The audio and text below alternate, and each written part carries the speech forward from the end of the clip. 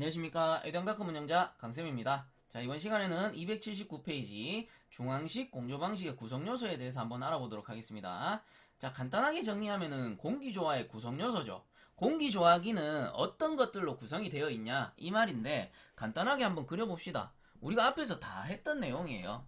공기조화기가 이렇게 있다라고 하면은 우선은 외기 아우데어 OA가 들어오죠. OA 그 외기에는 당연히 이물질이 있죠. 외기에서 들어오는 공기이기 때문에 공기 안에 먼지 등이 섞여 있단 말이에요. 그래서 제일 처음에 필터를 설치해 주죠. 필터를 설치해 주고 그 다음에 코일이 들어갑니다. 어떤 코일? 냉각 코일이나 난방 코일, 즉 쿨링 코일 또는 히팅 코일이 들어가게 되죠. 쿨링 코일, 히팅 코일이 들어가게 되고, 그 다음에 뭐예요? 가습을 위한 에어와셔가 들어갑니다. 에어와셔가 이렇게 들어가죠.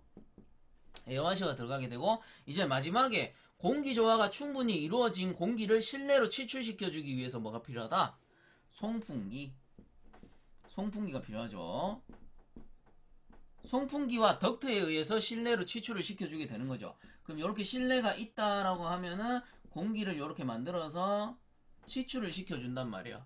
그래서 요거를 서플 에어라고 합니다. 서플라이 에어라고 해가지고, 그 다음 이제 여기서 공기조화가 끝나고 실내를 뭐 시원하게 해줬다거나 그 다음에 아니면 따뜻하게 해주고 가습을 해줬다, 그러면 소위의 목적을 달성했잖아요. 목적을 달성하고 못 쓰는 공기는 어떻게 다시 리턴을 시키죠. 돌린단 말이에요. 일부는 배기시켜요. 일부는 배기시키고 못 쓰니까 그 다음 일부는 쓸 수 있는 거는 리턴 시킨단 말이에요. 리턴 시켜서 당연히 여기는 믹싱 에어가 발생하게 된다. 그래서 여기는 뭐예요? 혼합하는 그 혼합존이라고 했죠. 혼합 공기라고 했습니다. 그 요게 공기조화의 구성장치잖아요. 그럼 간단하게 얘기하면은 공기조화에는 필터도 들었고 그 다음 코일도 들었고요. 코일은 쿨링 코일이 될 수도 있고 히팅 코일이 될 수도 있고 예냉 코일, 예열 코일도 설치될 수 있겠죠. 요 공조기 외쪽에 외기를 미리 예냉하거나 예열하는 공기가 있을 수 있고, 그 다음에 리히터라고 해서 제열기가 있을 수도 있어요. 제열기, 제냉기가 있을 수도 있단 말이에요. 뭐 물론 제냉기는 잘 사용되지 않고요. 우리가 제열기라고 많이 배웠죠. 제열기가 설치될 수도 있어요. 그런 식으로 공기조화의 구성은 그 지역 또는 뭐 내가 사용 용도에 따라서 마음대로 바꿀 수가 있는 거예요.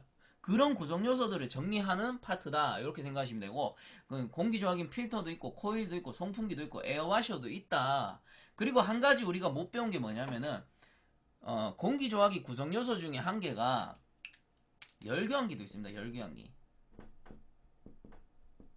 열교환기는 어디 설치하냐면은 보통 여기 리턴 에어 쪽, 리턴 에어가 들어오기 전 단에 요런 데 있죠. 요런 데 설치해주고, 그 다음에 OA 요쪽 덕트 부분 요거 두 개를 열교환 시켜줘요.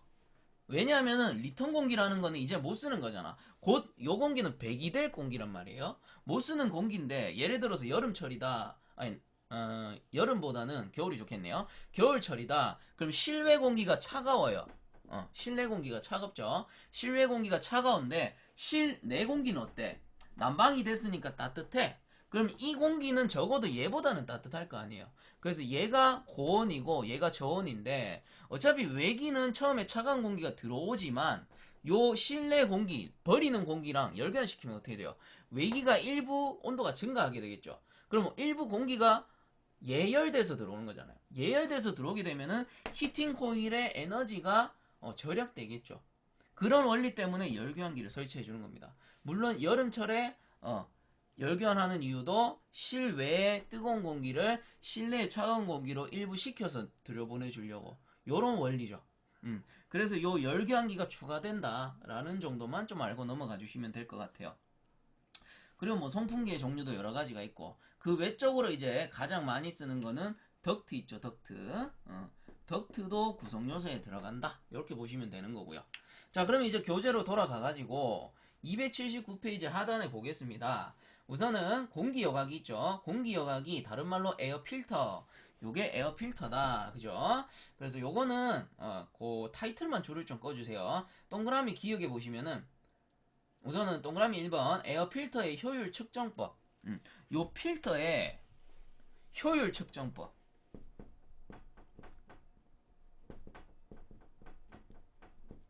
여기서 줄 꺼줄 부분은 제가 타이틀만 동그라미 기역에 중량법, 중량식, 그 다음에 그 니은에 변색도법, 그리고 갈로 안에 비색법 돼 있죠. 요거는 비색법 줄을 꺼주시고요. 비색법. 그 다음 페이지 넘어가가지고 보시면은 280페이지 상단에 디귿에 개수법 나와 있습니다. 개수법. 갈로에서 DOP법. 이렇게 나오죠. 자, 요거, 문제 나옵니다. 잘 나와요. 그 필터의, 에어 필터의 효율 측정법에 속하지 않는 것은 해가지고 요거 3개 나오고 한 가지는 뭐 엄한 놈 하나 나오겠죠.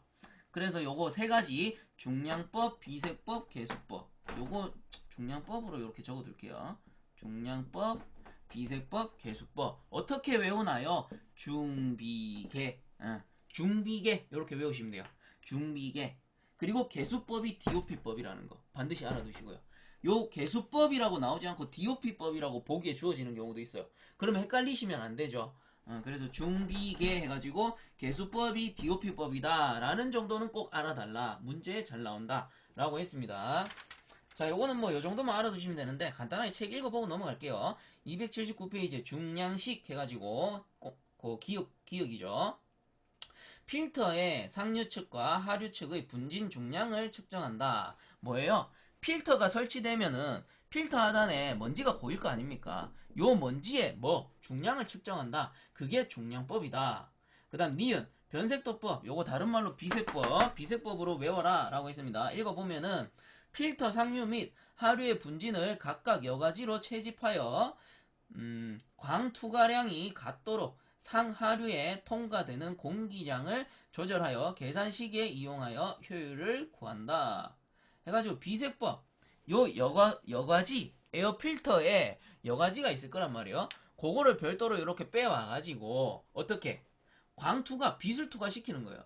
근데 요 에어필터가 효율이 좋다 하면은 비투과량이 어떻게 작겠죠. 당연히 포집된 먼지가 많기 때문에 꽉 막혀 있을 거란 말이에요.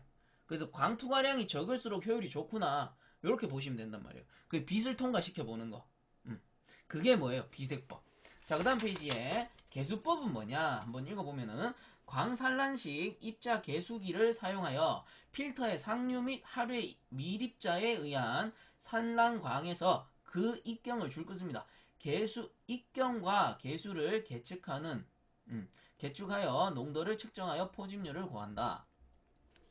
요 떨어진 먼지의 입자 또는 개수를 계측한대요. 그래서 계측법. 세알려 본다고. 그래서 중량법, 중량을 재본다. 비색법, 광투과시킨다. 빛을 투과시킨다. 그 다음 개수법, 그 먼지의 입자, 개수를 계측해본다. 그래서 개수법이다. 이렇게 보시면 되는 거죠. 간단해요. 자, 그 다음에 밑에 보시면은 에어필터의 분류에서 나오는데 요거 표에서요. 그 분류해 보시면 여과작용에 의한 분류해서 종류 나옵니다. 그 충돌 점착식 줄 꺼주시고 건성 여과식 줄 꺼주시고 그 다음 전기식 줄 꺼주시고 활성탄 흡착식 줄 꺼주세요.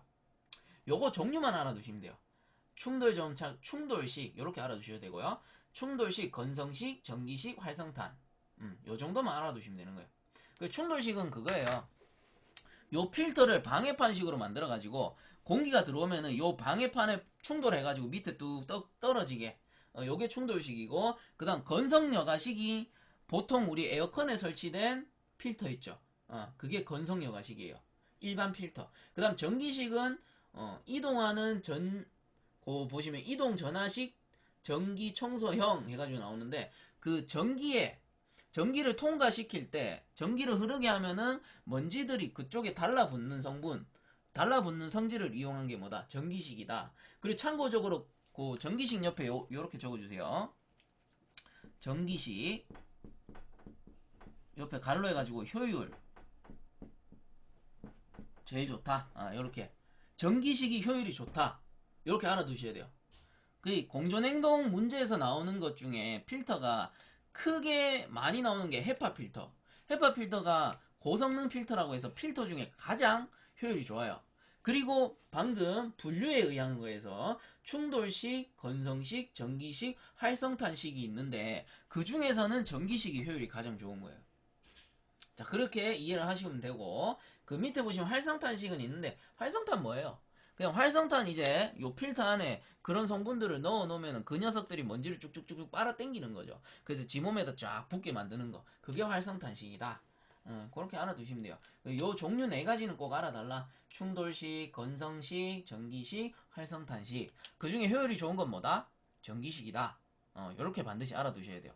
그 나머지는 굳이 볼 필요 없습니다. 그래서 쭉 내려가서 표 넘어가가지고 동그라미 3번 한번 읽어볼게요. 에어필터의 설치 위치. 송풍기의 흡입식 코일의 앞에 설치한다. 보통 여기 제일 전단 OA가 들어오는 바로 뒤에 설치하죠. 근데 뭐 밑에 읽어보겠습니다. 계속 니은 예냉 코일이 있으면 예냉 코일과 냉각 코일 사이에 설치한다. 예냉 코일이라는 거는 보통 공조기를 그려본다면 자 요게 가장 기본적인 구성이 되겠고요.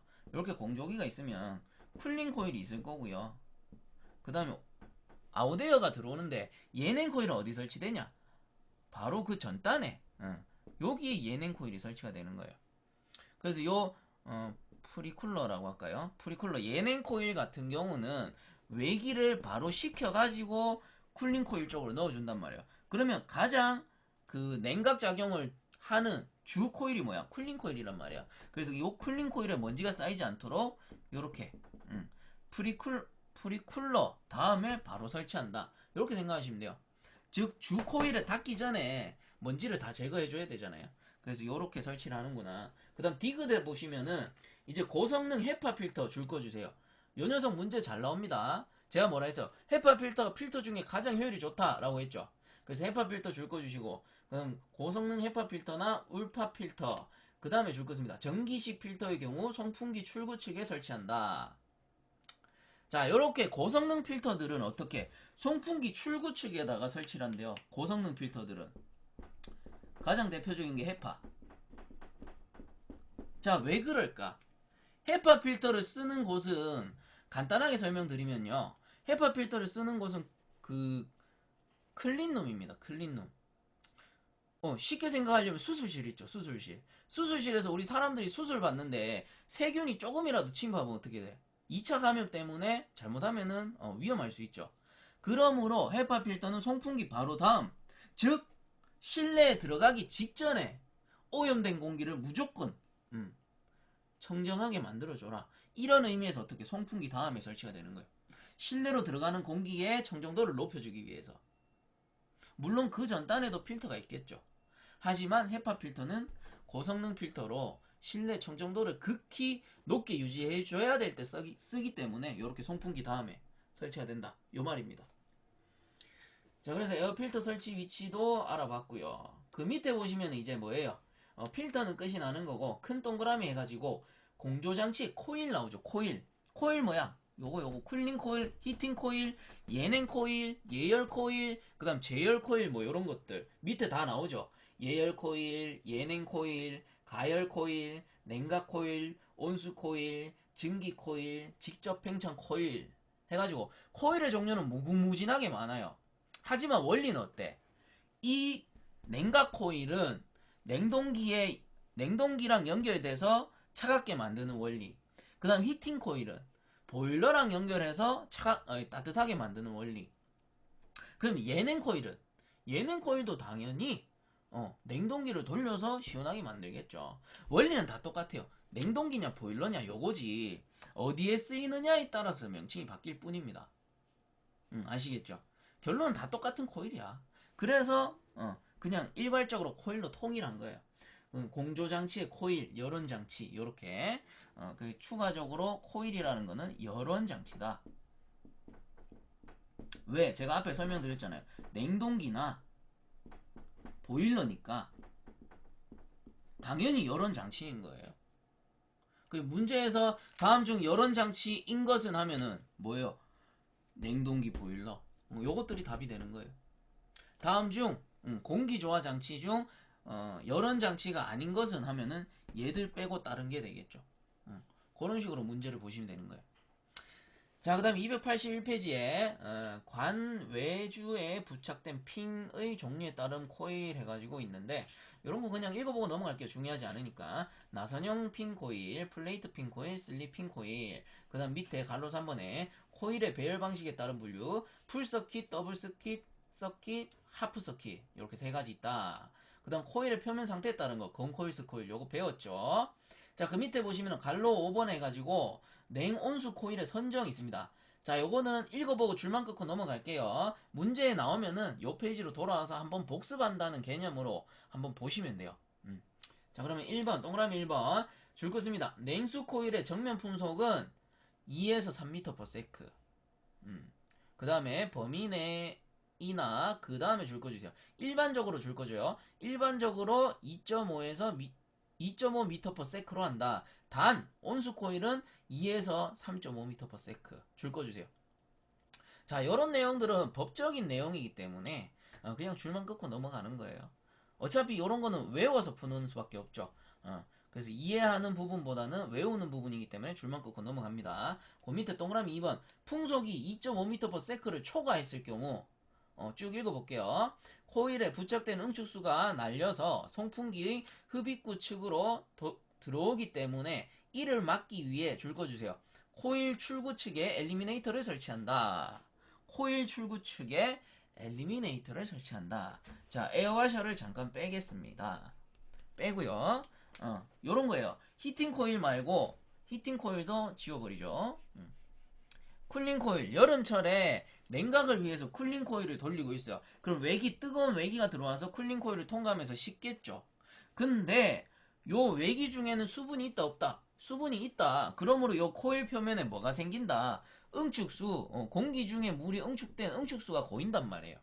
그럼 송풍기에 의해서 공기가 고속으로 쭉 빨려 나가잖아요. 그 언제 풍속이 2.5m/s를 지났을 때, 2.5m/s를 넘었을 때 너무 고속이다 보니까 이 응축수들이 어떻게 쭉 빨려 들어가잖아요. 쭉 빨려 들어간단 말이야. 즉 비산된다고. 비산. 그럼 비산을 방지해주는 장치가 뭐였어요? 엘리미네이터였어요. 비산 방지 장치, 엘리미네이터 이렇게 설치해가지고 요게 엘리미네이터죠. 엘리미네이터의 종류도 엄청나게 많습니다. 하지만 간단하게 설명드리면 이렇게 엘리미네이터라는 건 판으로 돼가지고 구멍이 뽕뽕뽕뽕 나 있어요. 구멍이 뽕뽕뽕뽕. 그러면 옆면에서 봤을 때 요 구멍들이 요렇게 나 있단 말이죠. 요렇게 구멍이 요렇게 나 있단 말이에요. 그러면 응축수가 들어온다. 응축수가 막 비산돼서 들어온다. 응축수가 막 이제 막 흩날려요. 이런 식으로 막 흩날려. 올 때는 이렇게 막 흩날리지만 어떻게 통과할 때는 요 구멍 있잖아요. 요 구멍. 요 구멍을 통과해야 되기 때문에 자연스럽게 요렇게 비산이 방지되는 거죠. 일괄적으로 나란하게 날아갈 수 있단 말이에요. 그래서 엘리미네이터라는 건 뭐다? 비산 방지 장치다. 공기 조화기에서 설치할 때는 언제 설치한다? 2.5m/s를 초과했을 때 공기의 그 이동 속도가 그죠? 풍속이 2.5m/s를 초과했을 때 엘리미네이터를 설치해 주는구나. 이렇게 알아두시면 되는 거예요. 그 다음 3번은 그냥 읽어보시고요. 4번 줄 거 주세요. 4번에 보시면 공기의 흐름 방향과 코일 내에 있는 냉온수의 흐름 방향이 동일한 병류보다 반대인 역류, 대양류로 하는 것이 냉수, 온수의 공기의 평균 온도차가 크게 되므로 전열 효율이 훨씬 커진다. 까지 줄을 꺼주세요. 4번까지. 자, 요건 무슨 말이냐면은 이제 요것들은 좀 지울까요?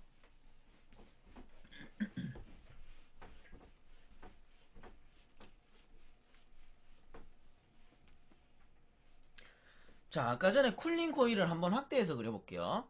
쿨링 코일이다. 요게 요런 쿨링 코일이다. 공기 조화기 안에 있는 쿨링 코일이라고 예를 듭시다. 그럼 이 쿨링 코일이라는 건 뭐예요? 냉동기에서 들어오는 코일이잖아요. 요렇게. 결론은 얘는 코일이란 말이야. 요런 식으로. 그 냉동기에 연결된 코일, 즉 증발기죠. 증발기의 입구 온도는 어떻게 좀 낮을 거란 말이죠. 그리고 출구 온도는 외기로 들어오는 공기랑 열교환해. 여름철에 들어오는 외기의 온도는 뭐 대략 한 32도 정도 된다라고 칩시다.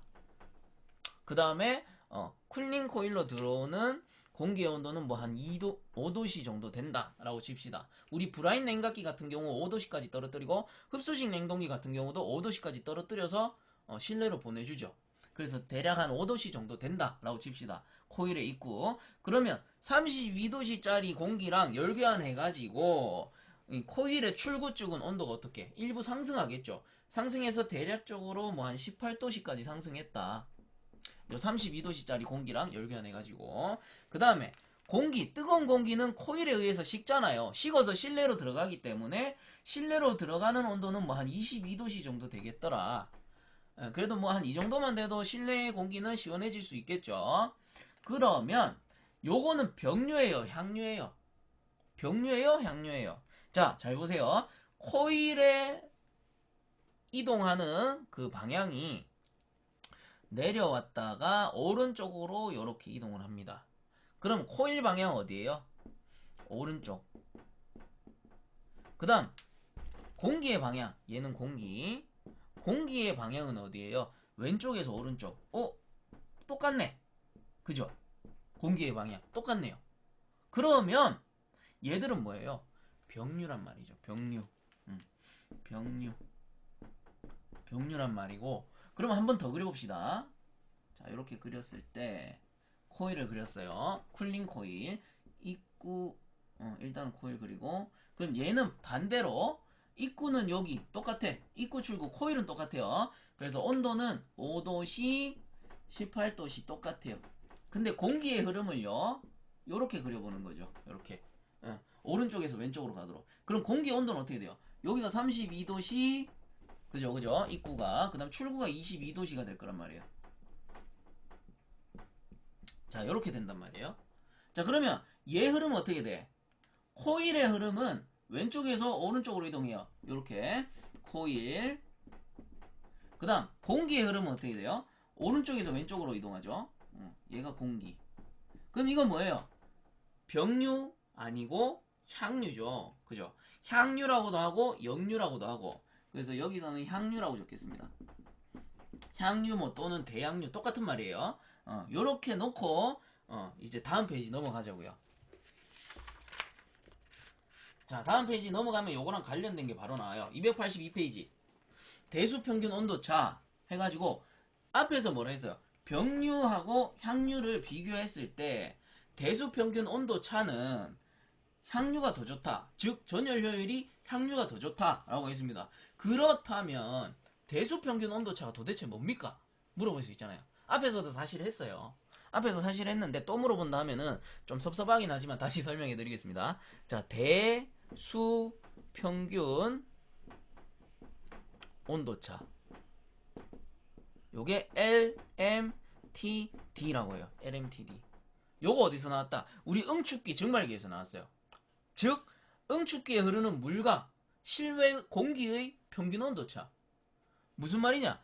대기, 수, 물수. 그럼 뭐예요? 대자가 공기고 수는 뭐다? 물이네. 물과 공기의 평균 온도차. 그게 대수 평균 온도차인 거예요. 자, 그럼 공조기에서 뭐예요? 이 코일에 들어가는 건 뭔데? 코일에 들어가는 건 물이란 말이야, 물. 그 다음 공기, 실외의 공기랑 열교환하잖아요. 그래서 대수 평균 온도차. 얘도 코일에 들어가는 건 물이고 빨간 거 이 뭐야? 이 공기란 말이야, 공기. 그러므로 대수 평균 온도차가 되는 거예요. 자, 그럼 여기서 책 한번 읽어보고 다시 설명하겠습니다. 갈로 6번에 대수 평균 온도차 LMTD 나오죠. 코일 내에서 공기와 냉수, 온수가 열교환하는 방식은 줄 거 씁니다. 병류, 평형류와 향류, 대항류 줄 거 주시고요. 에 의해 열교환되며 물과 줄 거 주세요. 물과 공기의 온도차는 위치마다 다르므로 코일 전체를 대표할 수 있는 온도차, 즉 대수평균 온도차를 계산하게 된다. 그죠? 잘 생각해 보세요. 공기가, 자, 그림상에는 공기가 여기서 32도였어요. 32도였지만 코일이 이만큼 길단 말이죠. 근데 코일의 요 부분 온도, 요 부분 온도, 요 부분 온도 똑같나요? 당연히 다 다르죠. 다 다르므로 물과 공기의 온도 차를 구할 수가 없는 거야. 위치마다 다 다르거든. 시간마다 다 달라지고. 그러면 어떻게 한다? 평균 온도를 구하자. 그래야지 열정산이 되니까 우리가 열량을 구해낼 수 있고 부하를 구해낼 수 있고 부하를 구해야지 거기에 맞는 공조기를 설치할 수가 있는 거잖아요. 그래서 요 대수평균 온도차를 구하는 겁니다. 어떻게? 거기 밑에 식 나옵니다. 외우세요. LMTD는 는 거기 교재 보면은 델타 1 마이너스 델타 2 나누기 LN의 델타 1 나누기 델타 2 돼 있는데요. 간단하게 정리해 드릴게요. 그거 외우지 마시고 제가 지금 적어 드리는 거 외우십시오. LMTD는 T1 마이너스 T2 나누기 LN의 T1 나누기 T2다. 요것만 외워주시면 돼요. 요것만. LMTD 대수평균 온도차 구하는 방법입니다. 자, 그래서 요 T1이 고온이고요. 그 다음 T2가요 저온입니다. 저온. 그리고 T1이 고온이고요. T2가 저온입니다. 고온 저온 개념만 갖고 계시면 돼요. 책에 나와 있는 식 왼쪽의 식을 이런 식으로 바꿔 쓴 거예요. 그래서 요 식만 알아두시면 돼요. 요 식만 알아두시면은 이런 문제 나오면 그냥 공짜예요. 공짜. T1 T2 나누기 ln의 T1 나누기 T2. 요 ln이라는 거는 로그인데 자연 로그입니다. 자연 로그. 그래서 그냥 ln이라고 해서 계산기에 있어요. 계산기 보시면 ln 계산기 보면은 막 in처럼 돼 있는데 요렇게 표시가 되어 있습니다. 계산기 키에. 요게 ln이에요. ln. 나중에 계산하실 때는 요렇게 생긴 버튼 누르시면 되는 거예요. 자, 그래서 요 공식을 이제 알았으니까 그럼 병류랑 향유가 어느 정도의 전열 차이가 있는지 한번 알아보자고요. 그리고 왜 향유가 높아지는지 한번 알아보도록 하겠습니다. 자, 어떻게 알아보느냐 하면은 자, 요 공식은 좀 지울게요. 칸이 없으니까. 자, 요 위에 거를 그대로 여기에 갖고 옵니다. 그러면 어떻게 되느냐? 자, 코일의 입구 온도가 5도씨입니다. 5도씨. 자, 코일의 입구 온도가 5도씨. 그 다음 코일의 출구 온도가 18도씨. 그 다음 공기의 입구 온도가 뭐예요? 32도씨. 그럼 공기의 출구 온도가 22도씨란 말이에요. 자, 요게 병류일 때. 그럼 여기서 우리가 대수평균 온도차 어떻게 구합니까, 쌤? 요거 두 개 차이. 요거 두 개 온도 차이. 요렇게 구해요. 그럼 32 빼기 5도씨 하면 얼마? 27도씨 나오죠. 자, 요게 27도씨 나오고 그 다음 22도씨 빼기 18도씨 하니까 요게 4도씨 나옵니다. 4도씨. 자, 그러면은 뭐가 고온이고 뭐가 저온이에요? 27도씨가 고온이고 4도씨가 저온이죠. 그럼 얘가 T1이 되고 얘가 T2가 되는 겁니다. 그럼 아까 전에 공식. 자, 반복 학습.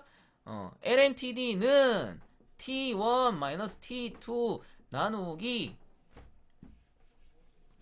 자, 다시 T1 T2 나누기 ln의 T1 나누기 T2 이렇게 된단 말이에요. 그럼 그대로 넣습니다. 27도씨가 T1 4도씨가 T2 그러니까 27 마이너스 4 나누기 ln의 27 나누기 4 이렇게 구할 수 있는 거예요. 그래서 제가 이걸 미리 구해봤는데 답이 12.04도씨. 자, 이렇게 나와요. 12.04도씨. 즉 병류일 때 그 입출구 평균 온도 차가 대수 평균 온도 차가 12.04도씨가 나온 겁니다. 자, 그러면 여기서도 한번 구해봅시다. 향유일 때 그대로 한번 적어볼게요. 코일 입구 5도씨, 코일의 출구가 18도씨, 그 다음 공기의 입구가 32도씨, 그 다음 출구가 22도씨. 자, 그럼 어떻게? 요 놈 묶고 요 놈 묶었죠. 그럼 32 빼기 18도씨 하니까 얘가 14도씨가 나와요. 그 다음 22 빼기 5도씨 하니까 얘가 17도씨가 나오는구나. 그럼 요 LMTD식 그대로 갖고 오죠. 자, 고온이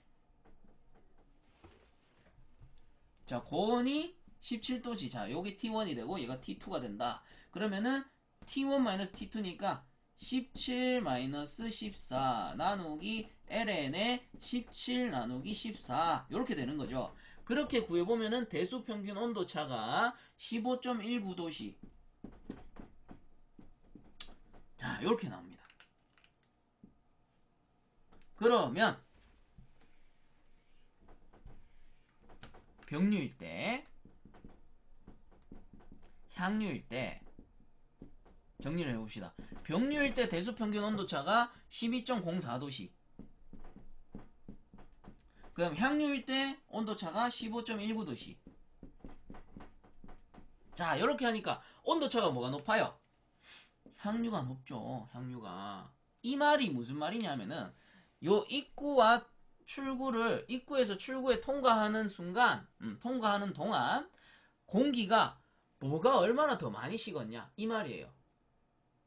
그래서 병류는 기존에 들어오는 공기가 12.04도씨만큼 식은 거고, 그 다음 향유는 15.9도씨만큼 식은 거예요. 즉 향유가 더 많이 냉각했다는 거예요. 더 많이 냉각했기 때문에 향유일 때 전열 효율이 더 좋다, 이렇게 되는 겁니다. 즉 32도씨 짜리를 병류라면은 여기 마이너스 12.04도씨 해가지고 이제 그만큼 온도를 내린 거고, 향유라는 거는 15.19도씨만큼 빼주면은 그만큼 냉각을 시키는 거예요. 그런 개념이다, 이렇게 잡으시면 되는 거예요. 자, 그래서 여기서 중요한 건 뭐냐면은 요 공식이다. 요 공식. 요 공식만 알면은 병류나 향유일 때 뭐가 효율이 좋은지 당연히 구해낼 수 있겠죠. 그리고 오늘 배웠기 때문에 당연히 향유가 전열 효율이 좋다, 요거는 아셔야 돼요. 아셔야 돼요. 자, 그런 내용이 됩니다. 그래서 그 밑에 이제 뭐 그림으로 나오는 건데, 그림 같은 경우는 제가 요 그려놓은 그대로 이해를 하시면 될 것 같고요. 그 하단에 보시면 갈로 7번에 코일의 열수 계산이 있습니다. 코일의 열수 계산. 자, 요건 좀 지우도록 할게요. 대수 평균 온도차 LMTD 구하는 공식은 무조건 좀 외워달라 라고 했습니다.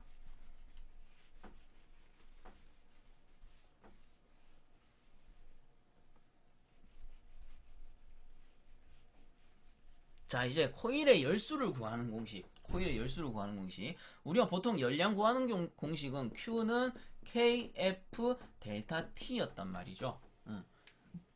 근데 요 녀석은 어디? 코일이 아니고 벽체의 열량을 구할 때 KF 델타 T로 주로 구했습니다. 그럼 코일의 열수를 구할 때는 우선은 열량을 구해야 돼요. 자, 코일 열수. 자, 이때 열량을 구하는 공식은 어떻게 되냐면 Q는, 자, 아까 코일이었죠. 코일이 어디? 쿨링 코일 안에 들어가는 요 코일이란 말이에요. 그죠? 요게 쿨링 코일이라고 했을 때 요 안에 들어가는 요 코일이 뭐예요? 배관이에요, 배관. 냉수 배관 또는 냉매가 들어가는 배관을 전부 코일이라고 하잖아요. 그 요 코일의 열수를 구할 때는 코일의 열량을 우선 알아야 됩니다. 그래서 Q는, 자, 책에 나와요. K, A, 알파, N, LMTD.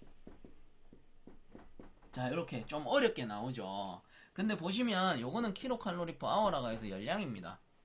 그 다음 K는 뭐예요? K는 열통과 개수, 열통과율, 개수가 아니고 킬로칼로리 퍼 미터 자승 아워 도시라고 하고요. A는 면적이에요. 제가 아까 계속 쓰던 그 F랑 같아요. KF랑 같아. 그래서 요 면적은 미터의 자승, 요거죠. 그 다음 A라는 거는 처음 봅니다. 요건 뭐냐면 알파라는 거는 순면 보정계수라고 해요. 순면 보정계수. 이게 뭐냐?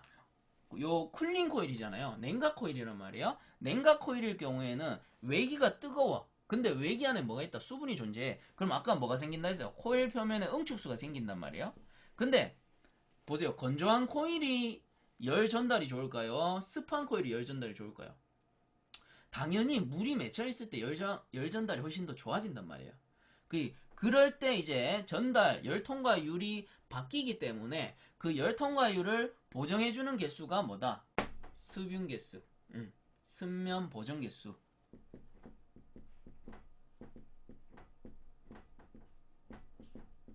이 녀석이 하는 일은 열 관류율을 보정해준다. 열 관류율 보정. 왜? 수분이 여기 맺히면은 열 관류율이 바뀌니까 그 바뀌는 수치가 뭐예요? 이 수분의 양만큼, 그 수분의 개수만큼. 그래서 순면 보정 개수를 이 열 통과율에 보정을 해주는 겁니다. 그런 의미에서 쓰는 거예요. 그 다음 요 N이 뭐냐면은 지금 구하고자 하는 코일의 열수. 그 다음 LMTD 뭐예요? 대수평균 온도차. 그죠? 얘는 대수평균 온도차. 방금 우리가 앞에서 배운 거 LMTD 즉 뭐예요? 이거 그냥 간단하게 쓰면요, 어렵게 생각하지 마세요. 간단하게 쓰면은 얘가 델타 T랑 같아요. 델타 T. 델타 T인데 요 코일의 열수 구할 때는 LMTD로 쓴다.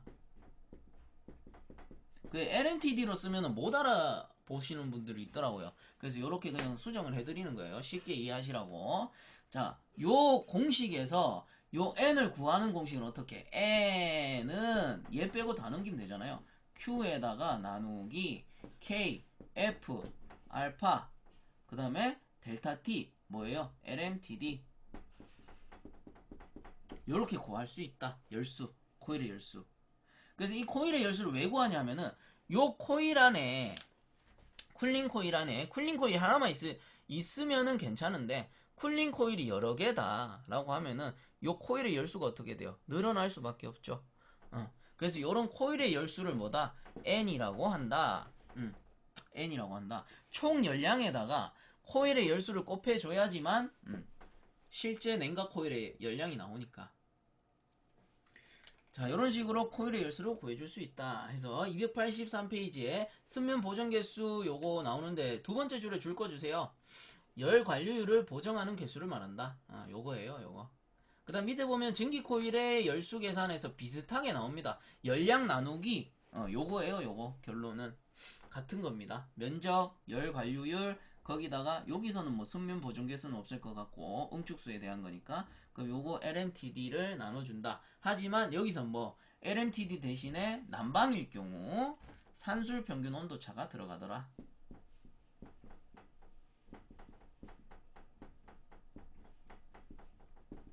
자, 요거 빼고는 뭐 같습니다.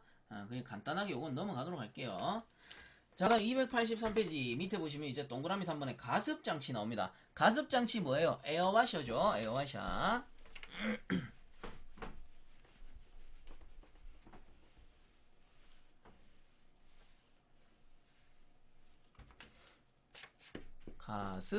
가습장치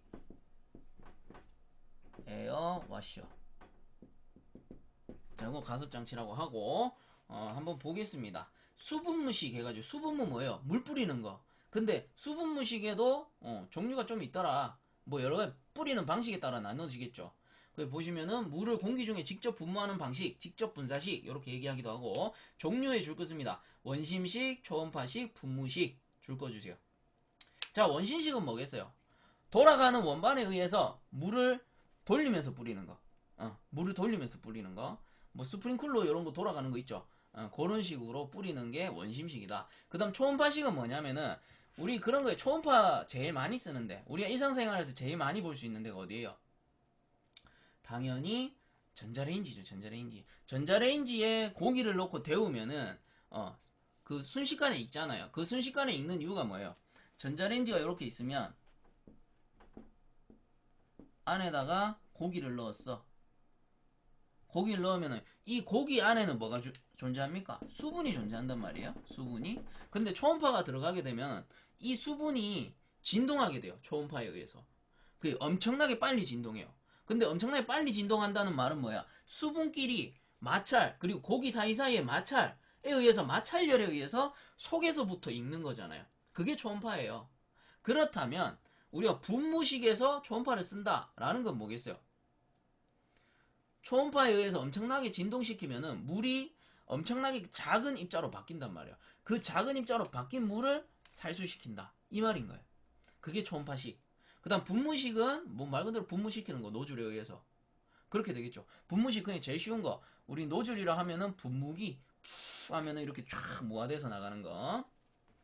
자, 그래 줄만 끊고 넘어갑니다. 원심식에 보시면은 전동기로 원반을 고속 회전하면 물은 흡수관을 통해 흡상되어 그 뒤에 줄 거 주세요. 원반의 회전에 의한 원심력으로 미세화된 무화 상태로 되고 전동기에 직렬된 송풍기의 송풍력에 의해 공기 중에 방출된다.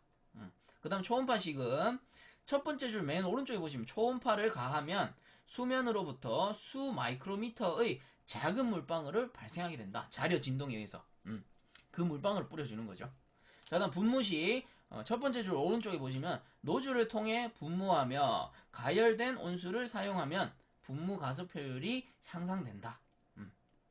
잃어버린 열을 보정해주니까. 그리고 증기 가습이 가장 효율이 좋다라고 했죠. 자, 그 밑에 보시면은 증기 발생식 줄 것입니다. 무균의 청정실이나 정밀한 습도 제어가 요구되는 경우에는 증기 발생식을 사용하며 가습기에는 전열식, 그 다음에 전극식, 자외선식이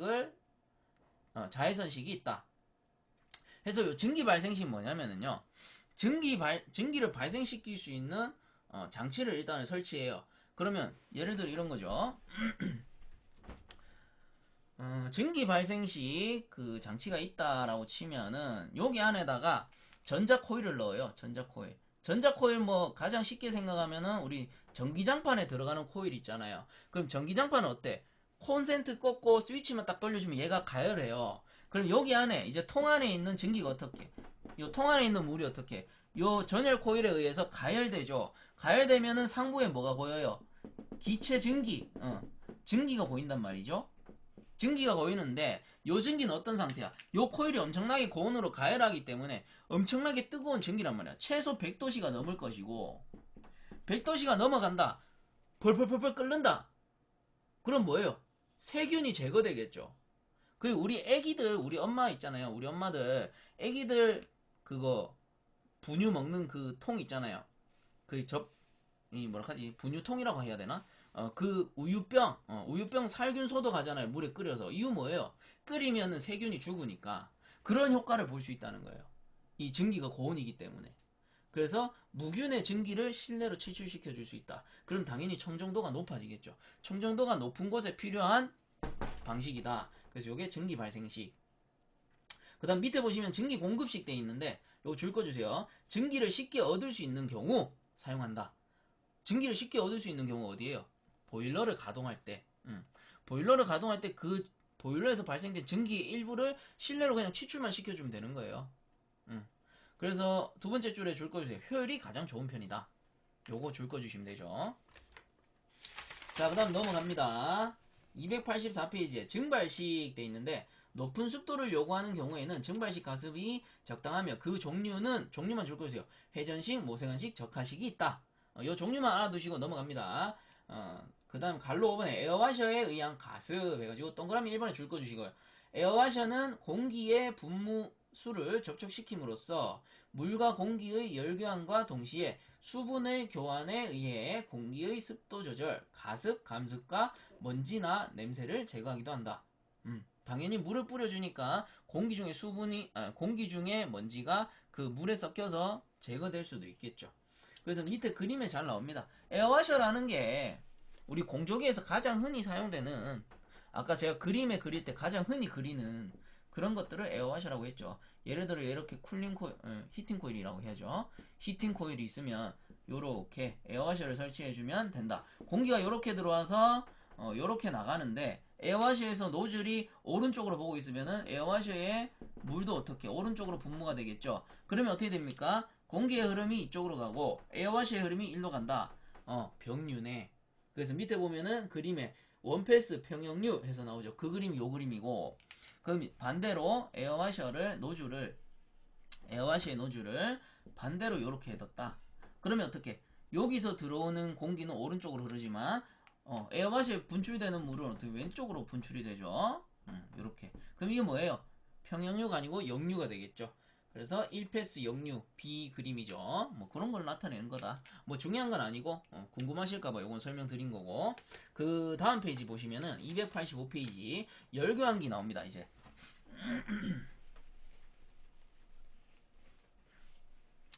자, 열교환기. 이 열교환기는요 우리 냉동공학에도 썼었어요. 어디서 썼어요? 이렇게 몰레르 선도가 있으면 관행각을 시키는 거죠. 열교환을 시키면 일부 관행각 되고 일부는 살짝 가열이 돼요. 그래서 일부 살짝 가열되니까 습압축을 방지해주고, 그 다음 일부 살짝 관행되니까 여기 플래시가스를 제거해줌으로써 냉동기의 효율이 높아졌단 말이에요. 자, 그러면은 공기조화기에서 사용하는 열교환기는 뭘까? 자, 앞에서도 제가 한번 설명을 드렸지만 한번 다시 그려보면은 이렇게 간단하게 그릴게요. 이 녀석이 히팅 코일이다, 난방 코일이다 라고 하고, 송풍기에서 이제 치출되는 공기가 있을 것이고요. 실내로 이렇게 치출이 될 거고, 이제 다시 배기되는 공기가 있을 거예요. 못 쓰는 공기, 그 다음 일부 돌려주는 리턴 공기, 그 다음에 외기가 들어올 거고요. 자, 요렇게 봤을 때 어디를 제가 열교환시킨다고 했습니까? 리턴 에어 전단하고 OA가 들어오는 덕트 부분, 요거 두 개를 열교환을 시키는 거예요. 열교환 시키는 이유는 뭐였다? 겨울철 실외 공기의 온도는 낮을 거란 말이에요. 근데 난방하고 있는 실내의 공기는 어떻게? 높을 거란 말이에요. 그럼 리턴되는 공기도 실내랑 열교환을 하긴 했지만 따뜻한 공기가 나온단 말이야. 그럼 적어도 여기의 공기가 온도가 높겠지. 그래서 요 리턴 공기는 어차피 버릴 공기예요. 버릴 공기, 못 쓰는 공기란 말이야.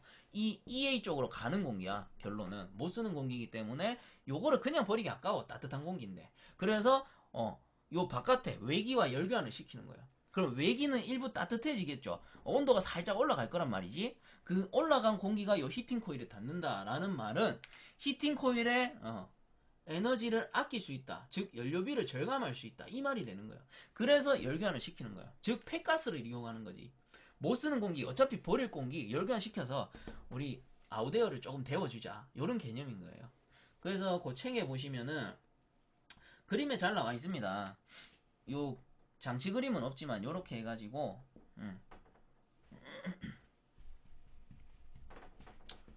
요렇게 들어오는 공기, 요렇게 나가는 공기 해가지고 아웃에어가 나오고, 그 다음에 서플레어, 그 다음에 리턴에어, 그 EA 배기. 결론은 리턴 공기, 이게 온도가 따뜻하단 말이야. 온도 따뜻하고, 그 다음 아웃에어는 온도가 차갑단 말이에요. 그래서 리턴 공기와 아웃에어를 열교환 시켜줌으로써 여기 이제 들어가는 공기가 일부 예열이 되는 거죠. 그래서 서플레어는 온도가 올라가겠지. 자연스럽게 예열이 됐으니까. 물론 바깥으로 빠지는 거는 더 차가워질 거고, 근데 뭐 이건 어차피 버리는 거에 신경 쓸 거 없죠. 그리고 선도상에, 습공기 선도상에 이렇게 나타내 보니 어떻게 되느냐. 우선은 좀 작게 그릴까요? 이렇게 그렸을 때 두 가지 선이 존재하네요. 이렇게 있고 이렇게 있고, 이런 식으로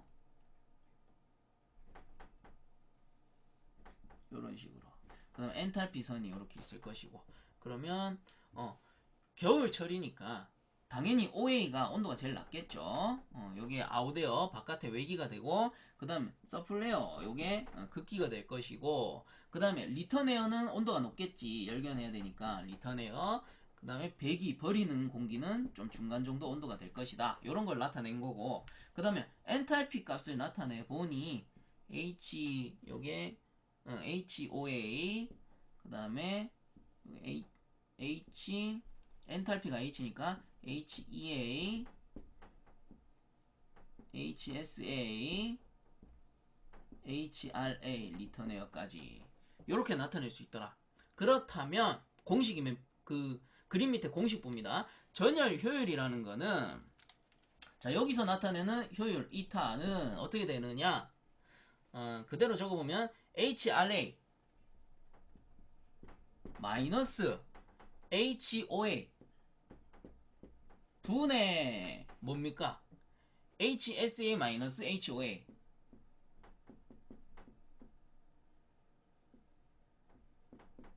자 이게 왜 이렇게 되냐면, 우선은 RA, OA는 뭐예요? RA, OA 요 전체 값이란 말이죠. RA, OA는 요 전체 중에, 효율이라는 건 그렇잖아요. 전체 중에 우리가 사용한 거, 그게 뭐예요? 준 것분에 한 거야. 준 것분에 한 거. 이 전체 열교환 중에 우리가 얼마만큼 열교환해서 이득을 받냐, 그 말은 뭐예요? OA가 얼마만큼 데워졌냐 이 말이잖아요. 그렇기 때문에 SA-OA가 되는 거예요. SA-OA. SA 여기부터 SA-OA 요만큼 우리가 전열 효율을 본 거죠. 이 전체 중에. 요게 이제 전열 효율이 되겠더라. 요 말이 되는 거예요. 즉 전열 교환을 시킨 게 OA를 서플 에어만큼 데우기 위해서니까 당연히 전열 효율은 요 녀석이 되겠더라. 전체 중에 그런 걸 나타내는 겁니다. 그 다음에 교재 한번 읽어보면서 줄만 끊고 마무리하도록 하죠. 전열 열교환기의 구조와 원리 갈로 1번 해서 나오죠. 보시면은 전열 열교환기는 공기 대 공기의 열교환기로서 엔탈피의 교환 장치이다. 현열 잡열이 모두 교환된다. 왜? 외기나 실내 공기나 수분이 포함되어 있으니까. 그 다음에 줄 긋습니다. 공조기 시스템에서 배기와 도입되는 외기와의 전열 교환으로서 공기는 물론 보일러, 냉동기 등의 용량을 줄일 수 있고 연료비가 절약된다. 맞죠? 에너지를 덜 써도 되니까. 자, 그 밑에 갈로 이번에 전열 교환기 효율 및 열 회수량 해가지고 두 번째 줄에 줄 거 주세요. 외기 OA는 로터를 통해 통과되는 동안 배기가 축적시킨 현열과 잡열을 얻어 실내로 극기 서플레이어 상태로 들어온다. 여기서 열을 얻어서 이렇게 들어온다 이 말이죠. 여기서 OA가 외기 온도가 살짝 높아져서 서플레이어로 들어온다 이 말이잖아요. 자, 제가 설명한 거를 그렇게 줄을 꺼 주시면 됩니다. 자, 그리고 넘어가 보시면은 냉방의 경우도 나오는데 냉방의 경우도 뭐 크게 어렵지 않아요. 자, 요게 조금 그림이 바뀌어요. 냉방일 경우 간단하게 냉방일 경우만 알아보고 끝내도록 하죠. 요거를 다시 그릴까? 요것만 일단은 다시 그리죠. 온도차도 지워버리고, 자, 아웃에어가 들어오고 서플레이어로 나갈 것이다. 그리고 실내 공기가 리턴 에어가 들어와서 배기 공기로 나갈 것이다. 이렇게 되는 거죠. 자, 그러면 습공기 선도로 한번 그려봅시다. 습공기 선도로 한번 그려보자면 이렇게 해서 엔탈피 선이 존재할 것이고, 자, 여름철입니다. 여름철은 어때요? 실외의 공기가 높아요. 그리고 실내는 냉각하기 때문에 실내 공기가 낮아요. 그럼 리턴 공기가 낮을 거란 말이지. 그러면 어떻게 되는 겁니까? 리턴 공기가 낮아. 그리고 얘는 쿨링 코일이겠지, 당연히. 시원한 코일. 그럼 냉각 코일에서의 부하를 줄여주기 위해서 어떻게? 실외의 뜨거운 공기를 실내의 차가운 공기로 열교환시켜서 서플레이어로 나갈 때는 살짝 냉각돼서 가라 이거잖아요. 그죠? 그러면 선도상에서 그려본다면 여기도 똑같이 4개의 점이 존재할 것이고 이렇게 연결이 될 거예요. 근데 여름철에는 외기 온도가 높아. 그러므로 요 녀석이 OA가 되겠지. 요 점이. 그 다음에 여기가 서플레이어가 되겠죠. 그 다음 실내의 공기가 제일 낮단 말이야. 그래서 얘가 리턴 에어가 될 거고 얘가 뭡니까? 배기에요. EA가 될 겁니다. 자, 그러면 엔탈피 값을 정리해보자. 리턴 에어, 서플레이어, 그 다음 배기, 외기 이렇게 된단 말이에요. 그러면 HRA, HSA 서플레이어, HEA, 그 다음에 HOA 이렇게 되겠죠. 자, 그럼 전열 효율 어떻게 됩니까? 전열 효율은 여기서는 일단은 전체 중에 HOA 빼기 HRA, HOA 빼기 HRA 분의 우리가 소위의 목적을 달성하려는 공기는 뭐다? 요 녀석이죠. 요 녀석. OASA. 그럼 OASA. 아, 요 부분이 되겠구나. HOA 빼기 HSA. 요렇게 되겠죠. 요게 냉방일 경우입니다. 냉방일 경우. 그래서 열교환기 사용하는 목적만 알아두셔야 돼요. 이거 정말 이해가 안 됩니다, 쌤. 그럼 정말 이해하고 싶다. 그럼 몇 번 돌려보시면 되죠. 하지만 그렇게 우리가 공전행동 기능사 산업기사에서는 비중이 없는 부분이지만 비중이 없는 부분이기 때문에 그렇게까지 이해하실 필요는 없고 열교환하는 이유 정도만 알아달라 이 말입니다. 자, 그래서 열교환하는 이유는 뭐다? 외기 공기의 부하를 떨어뜨려서 실내의 쿨링 코일이든 아니면 히팅 코일에 부하를 덜어주기 위해서 열교환기를 설치한다.